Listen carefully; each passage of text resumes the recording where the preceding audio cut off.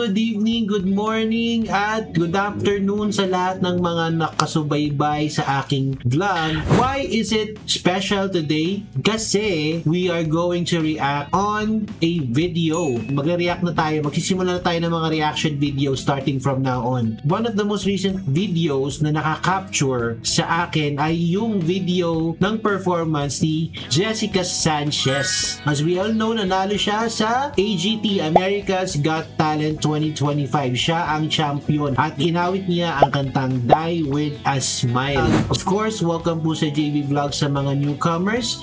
Don't forget to subscribe to this channel, like this video, and hit the notification bell for more updates.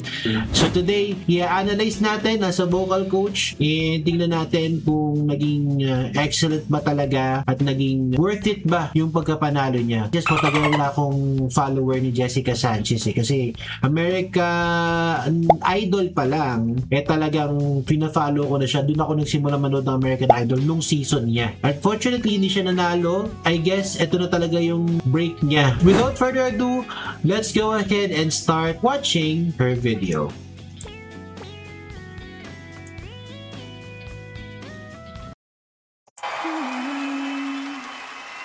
I just woke up from a dream. You and we had to say goodbye. I don't know what it all means. Wow.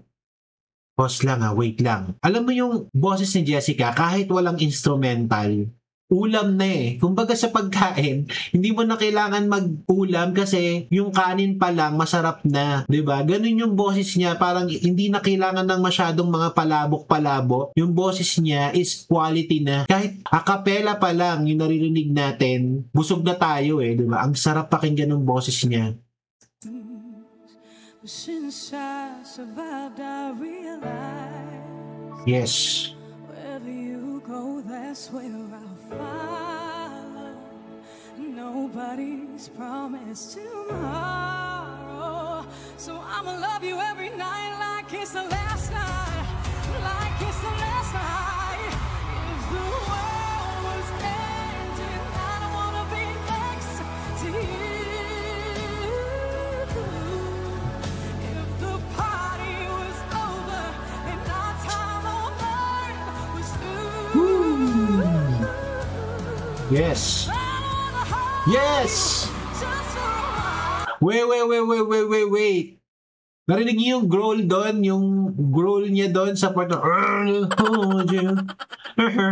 diba? Parang trademark niya talaga yun ever since American Idol pa lang. Kung baga sa iba nag-whistle, ito naman yung kanya, yung growl. In fairness kay Jessica, parang habang nag-age siya, lalo siyang nag-i-improve, lalong gumaganda yung boses niya. And I think mas improve yung boses niya ngayon compared dun sa dati niyang mga performances. I guess ito yun ito na talaga yung parang prime nung talent niya. Talagang super galing talaga. And pansin nyo yung boses niya before very similar to Beyonce. But look at her now. Meron na siyang sarili niyang quality. Meron ng sariling personality yung boses niya. So hindi na siya basta-basta mako-compare kay Beyonce kasi talagang pag narinig mo siya, alam mong siya na ito. Si Jessica na to. Ayan. So tuloy natin.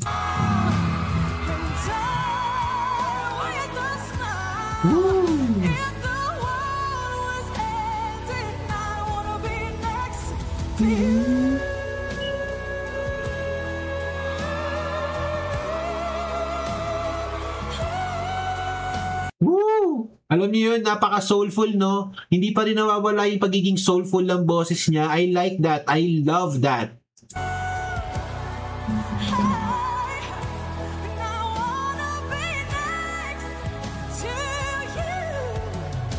Wow!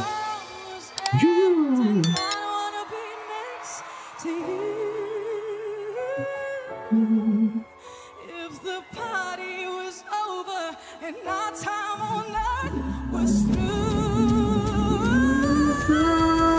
Hey! Just for a while. Yes! And die with a smile. Woo!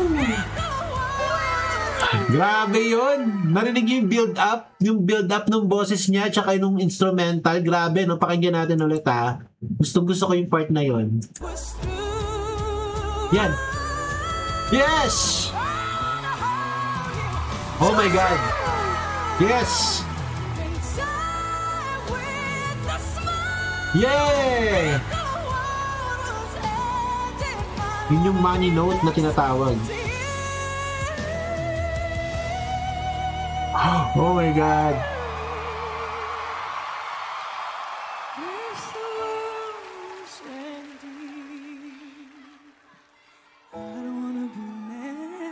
Nice! Wow! Wow! Wow! Wow! Wow! Wow! What can I say? Oh my God! Jessica Sanchez! Oh my God! Oh my God! Oh my God! I mean, what can I Oh my God, guys. Alam nyo, I've heard her for so many times, lalo na nung American Idol season niya, talagang siya yung inaabangan ko eh. And alam nyo, ang laki talaga ng improvement niya ngayon ha. Super ganda ng quality ng boses niya. Mas lalong nag-improve, mas lalong nagkaroon ng lalim, mas lalong lumalim yung boses niya, at mas parang lalong tumaas. Mas tumaas yung boses niya ngayon kumpara nung American Idol. Although mataas na rin naman nun, but now, parang mas may buwelo eh. Mas may buwelo yung boses niya ngayon. Alam mo yung feeling na parang may itataas pa, alam mo yung ibubuga pa. And yun yung reason why sometimes yung mga audience mo nasa cliffhanger eh. Parang, wow, may tataas pa to eh. May ibubuga pa. And all the more yung mga taong gusto pa siyang marinig. Gusto pa kitang marinig ng maraming beses kasi parang binitin mo kami. Diba, Jessica? Binitin mo kami, Jessica. Right? So, ayun lang guys. Sobrang nag-enjoy ako dito sa performance niya at definitely yung mga audience, yung mga judges ay talagang nasatisfy. Walang dull moment yung performance niya. Lahat simula pa lang from the acapella part up to the latter part of the song.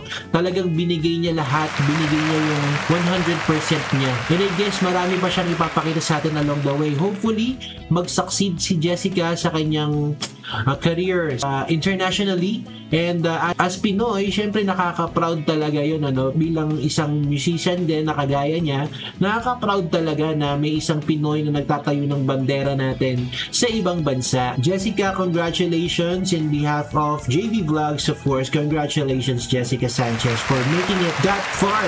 Grand finals up to winning the America's Got Talent 2025. Diba? So I guess sana nag-enjoy din kayo, no? Hopefully magkaroon pa tayo ng maraming reaction vlog, and mag-comment lang kayo, comment down below if you have any suggestions. Also, don't forget to hit the like button, the subscribe button, and also hit the notification bell for more updates. Again, this is JV. Hope to see you again on my next vlog. Bye-bye!